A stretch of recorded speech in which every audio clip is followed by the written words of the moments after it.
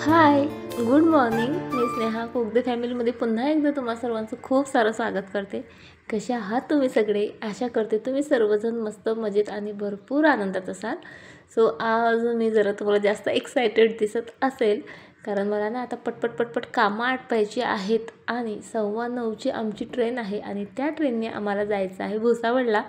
माझ्या मैत्रिणीला बरं नाही, सो तिला भेटायला मला जायचं होतंच.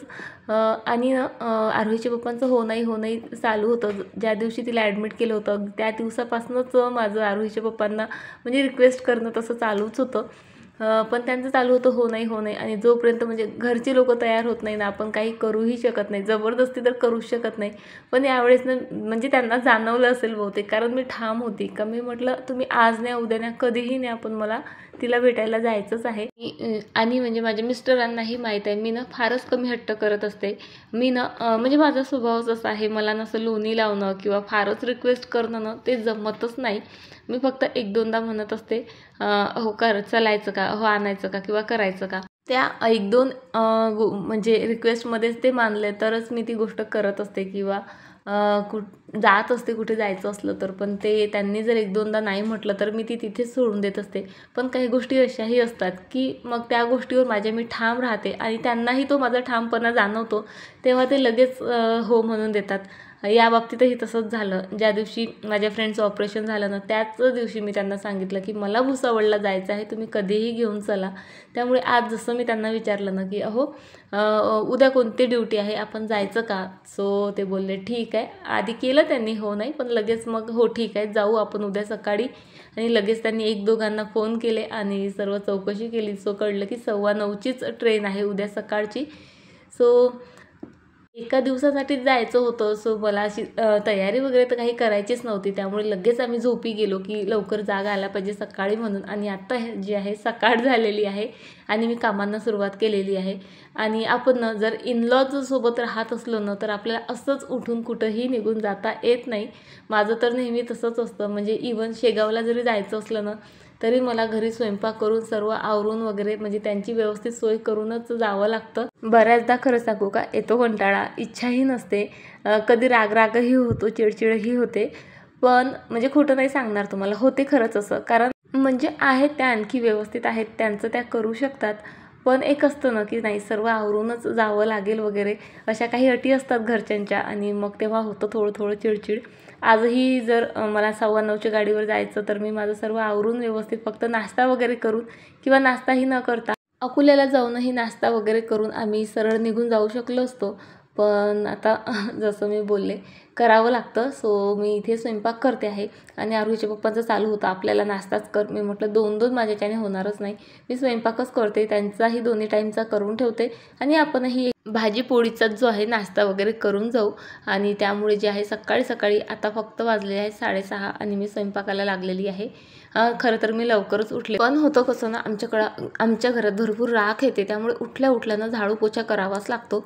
सो तो केला आणि लगेच जे आहे मग स्वयंपाकाला सुरुवात केली. स्वयंपाकात छान पत्तागोबीची भाजी पोळी केली आणि त्यानंतरनं भांडे वगैरे सर्व आवरलेत, घासून घेतलेत, कारण ते मग संध्याकाळपर्यंत तसे पडलेले काही मला आवडत नाहीत. आणि त्यानंतर गॅसचा ओटाही बघा मस्त असा क्लीन केला, सर्व झाकून झुकून ठेवलं.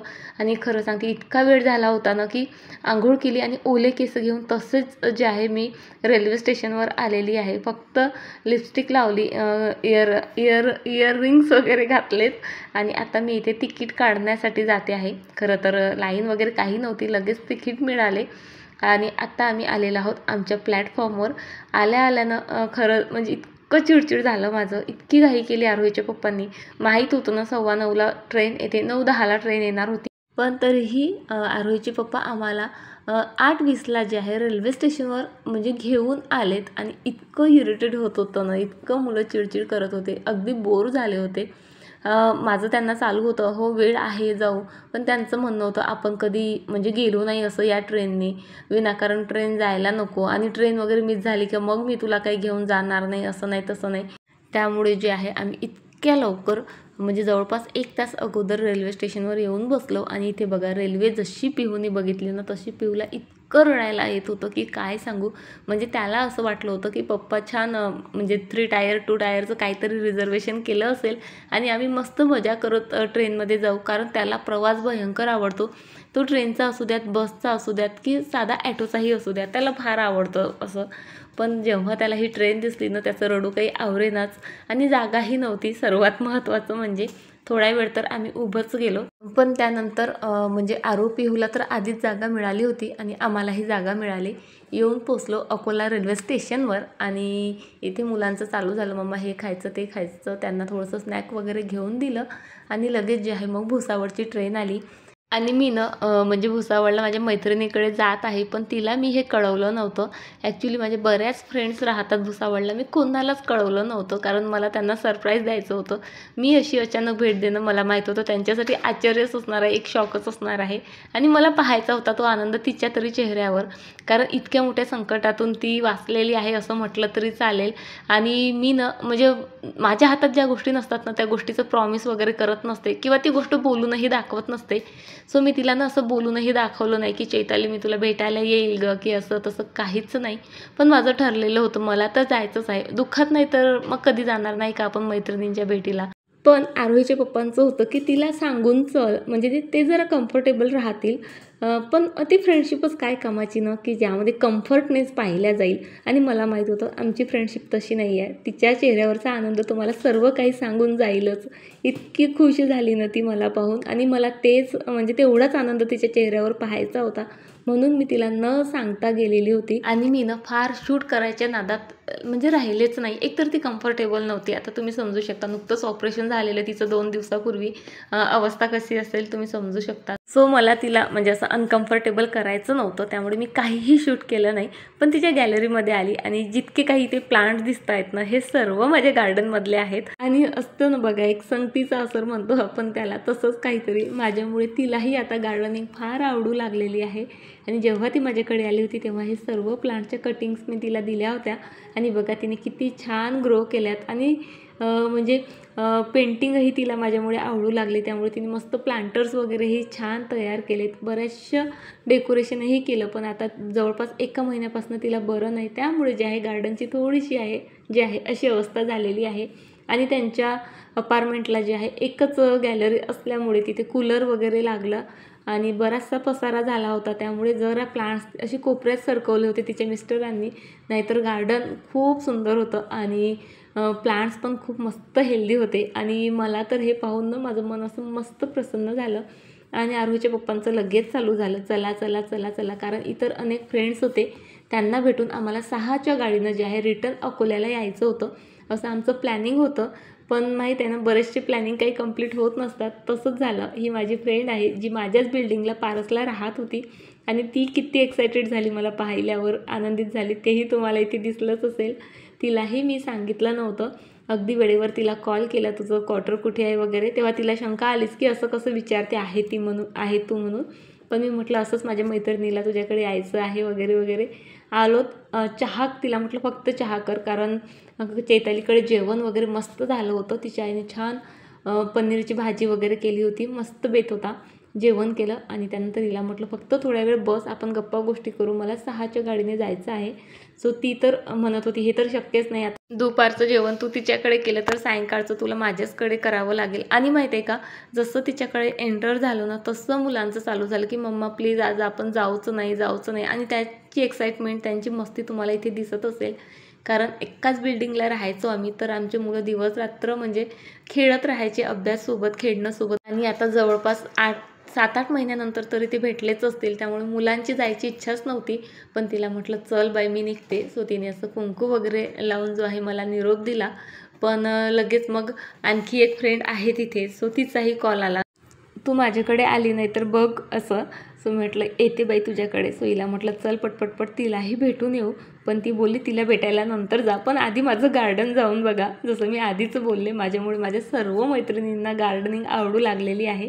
सो भुसावळला ना असे काही खालचे क्वार्टर्स आहेत, तर तिथे ना छान वाडी बनवता येते, छान मोठं गार्डन बनवता येते. सो तिनेही बनवलेलं आहे. भरपूर झाडं म्हणजे प्लांटर्समध्येही लावलेले आहेत आणि खाली पण इथे बघा म्हणजे मेथी, संबार आणि पालक तिने लावला होता खरा, पण आता काही दिवसापूर्वी ती गावाला गेली आणि इतकं कडक ऊन आहे त्यामुळे ते सर्व जे आहे जळालेलं आहे. सो माझं तिचं चालू होतं, जाऊ दे आता जळालं तर, पण पावसाळ्यात असं कर तसं कर तसं कर असे बऱ्याचशा गोष्टीचं आमचं देवाणघेवाण झाली. आणि लगेच मग तिला म्हटलं चल बाई आता, म्हणजे आरोहीचे पप्पा ओरडतील मला. आणि खरं तर माझ्या डोक्यात हे चालू होतं, ओरडतील मला पटकन आटपायचं आहे. आणि ते मात्र त्यांच्या मित्रांसोबत बिनधास्त फिरत होते.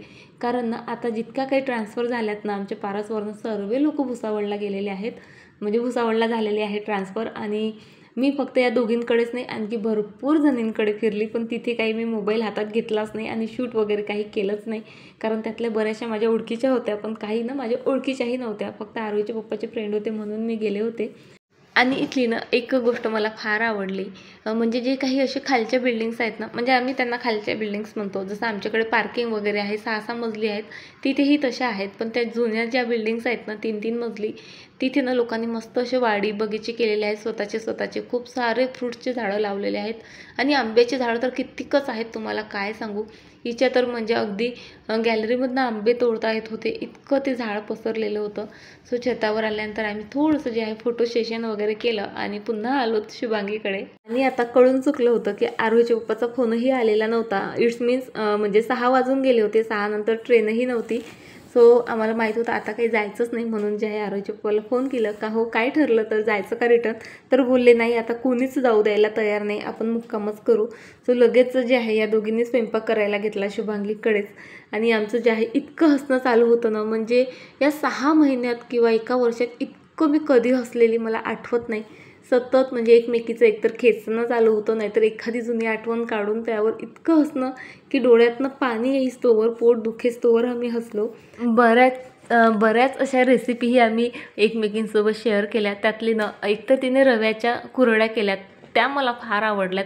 आणि सोबत ना कैरीची ना तिने काय कँडी बनवली, ती तर म्हणजे खूपच आवडली मला. आणि ती नक्कीच मी तुमच्यासोबत शेअर करेल, कारण ह्या कुरड्या वगैरे करणं काही माझ्या बसची बात नाही. मला नाही वाटत इतका तामझाम माझ्याच्याने होईल, पण कैरीच्या कँडीची रेसिपी मात्र मी लवकरच तुमच्यासोबत शेअर करेल.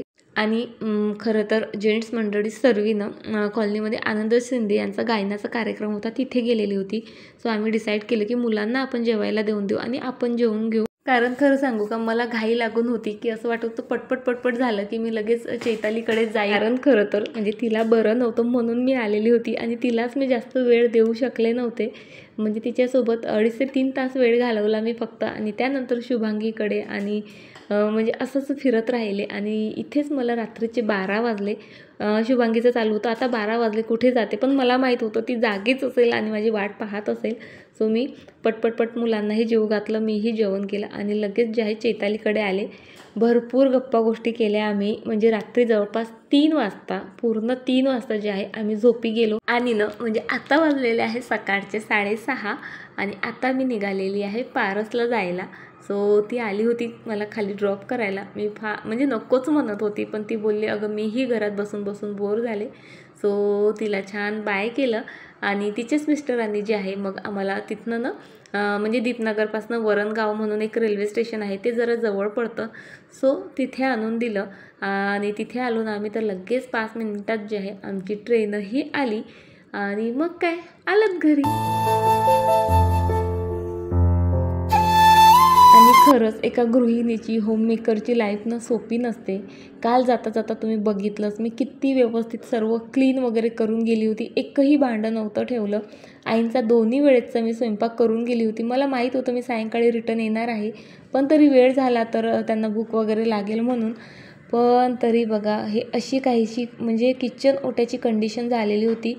आणि जसं म्हणजे मी बॅग खाली ठेवली, हातपाय धुवून किचनमध्ये आली ना, माझ्या डोळ्यातनं असं टपटप पाणी आलं. म्हणजे मला इतकं रडायला येत होतं, माहीत नाही का ते, पण मला खूपच म्हणजे इतकी लो झाली ना मी इथे की असं वाटतं आपण खरंच किती करायचं, किती घर स्वच्छ करायचा प्रयत्न करायचा. मला ना अगदी क्लीन आणि ऑर्गनाइज घर फार आवडतं, पण ना आपल्या घरच्यांची आपल्याला साथ नसेल ना तर ते कधीच शक्य नाही. आणि एकटीने तुम्ही कितीही एफर्ट्स घ्या तुम्ही आत्ता क्लीन कराल, पण थोड्या वेळात जर ते तसंच होणार असेल ना तर कधी वाटतं खरंच काही फायदा नाही. त्रासही भरपूर होतो बरं का, मला भरपूर त्रास होतो, पण माझा प्रयत्न असतो म्हणजे कितीही एफर्ट्स घ्यावे लागले तरी चालतील, पण मला ना जसं माझं घर हवं आहे ना मी तसंच ठेवेल. कधीतरी होते घरच्यांवर चिडचिड किंवा मग कधी कधी स्वतःलाही भरपूर त्रास करून म्हणजे घेतला जातो. इथे बघा ना, इतके माझे अश्रू थांबवायचा प्रयत्न करत होती, पण इतकं रडायला येत होतं मला, म्हणजे कळतच नव्हतं सुरुवात कुठनं करू ते. कारण घरी आम्ही पोचलो 10:30ला आणि ऑब्व्हियसली नाश्ता वगैरे काहीही करून पोचलो नव्हतो. कारण सकाळी आम्ही 6:30लाच तिच्या घरून निघालो. तिचं नुकतंच ऑपरेशन झालेलं. आदल्या दिवशीही तिची आई म्हणजे आमच्याच मागे होती, जेवण कर, नाश्ता कर, हे कर, ते कर. आणि तिच्या आईलाही की तिचं चालू होतं, तुला पोहे करते, उपमा करते किंवा काही, आईला उठवते. मी म्हटलं नको उठवू आणि तूही काही करू नको, कारण काय फार तर 10:30पर्यंत आम्ही अगदी पारसला पोहोचून जाऊ, कारण ती डायरेक्ट होती पॅसेंजर. पण घरी आली ना, हे सर्व पाहून ना मी इतकी इमोशनल झाले. असं वाटते इतके एफर्ट्स घेऊन, इतकं मेहनत करून ना खरंच काहीही अर्थ नाही. आणि कधी तर म्हणजे असंही वाटत होतं की म्हणजे आपण बाहेर जायचंच नाही का, एका दिवसासाठीही गेलं की आपलं घर काहीसं असं होऊन जातं. यापेक्षा ना बाहेर न गेलेलंच परवडलं. असं तसे बऱ्याचशा गोष्टी डोक्यात होत्या. पण लगेच मी म्हणजे स्वतःला शांत केलं आणि शांत करायचं असलं मी काही नाही, सरळ 100 ते 1पर्यंत उलटं जे आहे मोजत असते, काउंटिंग करत असते. ते करता भांडे घासले, स्वतःला शांत केलं आणि लगेच जे आहे स्वयंपाक करायला सुरुवात केली. हे आवरता मला म्हणजे अर्धा पाऊण तास गेला माझा. आणि आईंनी जो स्वयंपाक केला होता तो अगदीच मोजका होता. 1-2 पोळ्या जरी असत्या ना, तर मी मुलांना म्हटलं असतं, बाबा नाश्ता करा, मी सर्व व्यवस्थित आवरून नंतर थोडं म्हणजे फ्रेश वगैरे होते, आंघोळ वगैरे करते, नंतर स्वयंपाक करते. पण काहीच नव्हतं. त्यामुळे मग लगेच जे आहे किचन ओटा वगैरे आवरला आणि दूध वगैरे तापायला ठेवलं आणि लगेच स्वयंपाक करायला घेतला. आणि चला, आजच्या व्हिडिओची सुरुवातही स्वयंपाकापासूनच चालली होती आणि आजच्या व्हिडिओचा शेवटही स्वयंपाकावरच करते. आणि तुम्हाला उद्या भेटते अशाच एका छान व्हिडिओसोबत. तोपर्यंत स्वतःची काळजी घ्या आणि हो, व्हिडिओ आवडला असेल तर छान कमेंट्स करायला मात्र विसरू नका. चला, उद्या भेटतेच तुम्हाला अशाच एका छान व्हिडिओसोबत. तोपर्यंत बाय, टाटा.